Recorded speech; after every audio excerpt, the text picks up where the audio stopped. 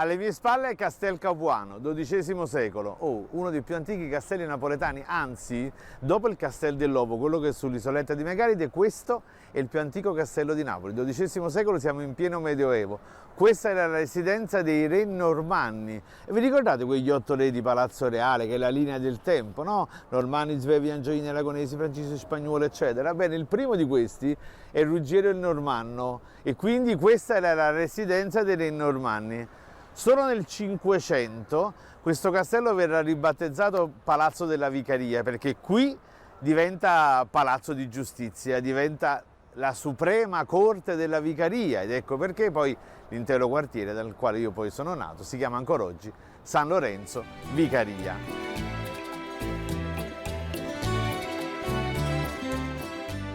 Alla Vicaria, oltre che al tribunale, insomma, c'erano anche le prigioni, c'erano le carceri, c'erano le camere di tortura, era il terrore del popolo napoletano. Voglio, tu stai muro e muro con la Vicaria, muro e muro con la Vicaria, cioè stai a un passo dalla prigione, i tuoi reati stanno per essere scoperti, oppure che ne so, dalla Vicaria viene un altro modo di dire fantastico, quando uno fa a capere, porta notizie in giro. Chi le mi pare la trombetta vicaria? Che era sta trombetta vicaria? Era il banditore di epoca vicereale, il quale all'uscita di una nuova prammatica, di un nuovo regolamento, andava puntone puntone e si annunciava suonando appunto questa trombetta, e così viene chiamato. Ma dal Palazzo della Vicaria, dal Tribunale della Vicaria, dalla Suprema Corte della Vicaria, nasce un modo di dire napoletano legato alla pratica della colonna infame, della colonna appunto alla Vicaria.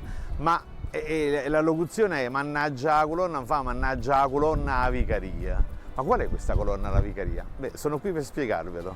Eccola qua, è proprio lei, la colonna infame, la colonna Vicaria, la colonna dei debitori insolventi. Non è quella originale, è una copia che è stata installata qui durante i recenti lavori di risistemazione della piazza. È quella che dà origine a tante locuzioni napoletane, mannaggia la colonna Vicaria, mannaggia la colonna infame, mannaggia la miseria, perché questa qui era in pratica la colonna dei miseri, era la colonna dei debitori insolventi, di chi non aveva più niente, non poteva pagare i propri creditori, e quindi veniva qui a fare la procedura, la cerimonia della zita bona. Mo che resta zita bona? In realtà non è la ragazza da marito, la zita che cerca, bona, molto formosa. No, è la corruzione del latino cedo bonis, che in latino significava cedo, svendo tutti i miei beni. Colui che dichiarava il totale fallimento aveva avuto in pratica un rovescio completo di fortuna, ma prima di pronunciare la formula del cedo bonis veniva denudato, veniva spogliato, veniva legato alla colonna infame e fatto oggetto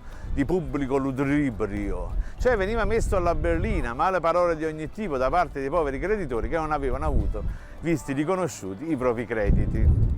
Dalla fontana del Formiello, che trae il nome anche dalla zona, in quanto c'è anche la chiesa di Santa Caterina a Formiello, ad formis, cioè le risorgenze dell'acqua, venivano prese delle secchiate d'acqua e gettate insomma alla volta del malcapitato. Beh, insomma, legato, nudo com'era, col culo da fuori, che aveva avuto un rovescio di fortuna evidentemente, e le fornute che pac dall'acqua. Guardate quante locuzioni nascono dalla colonna infame. A volte poi l'ira dei creditori superava l'offesa verbale, cioè non bastava offenderlo solamente, correva pure con ammazzata e la colonna si sporcava di sangue, e nasce un'altra locuzione, ma che sangue la colonna, ma che sangue la colonna infame.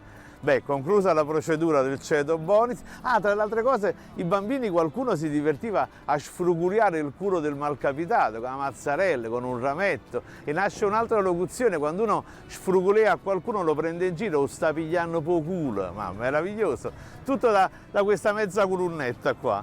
E poi alla fine cosa accadeva? Conclusa la procedura del cedo bonis, lui non aveva più niente, veniva slegato, lasciato andare via, ma nudo com'era, ovviamente copriva le sue vergogne con una mano annanzi e una a rete.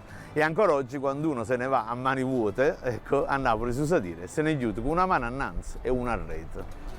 Già a metà del Cinquecento il viceré Don Pedro di Toledo attenua questa pratica mortificante della colonna infame, il debitore rimane semplicemente un'ora e il trombettiere, a trombetta Vicaria, semplicemente pronuncerà il suo nome.